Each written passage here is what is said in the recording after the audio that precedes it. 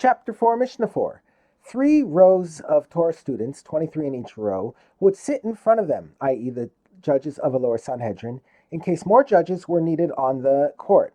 Each and every one of these students had to recognize his place, because they were seated in a specific order. The wisest students occupied the first row, the ones who ranked second in wisdom occupied the second row, and the ones who ranked third in wisdom occupied the third row.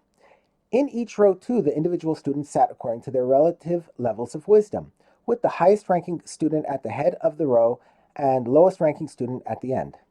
If they needed to ordain a student and add him to the court because, for example, one of the judges died, they ordained the wisest of the students from the first row. He moved from his place to join the semicircle of judges. Each of the other 22 students of the first row moved up one place, leaving the last place empty.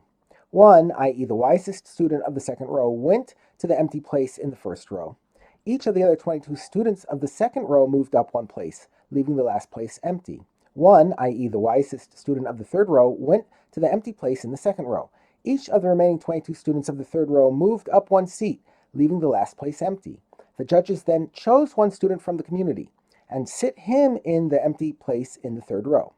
The new student would not sit in the place of the first student of the third row who had just moved to the second row, because the new student was not as wise as the least of the students of the third row. Rather, he would sit in the place that was fitting for him at the end of the third row.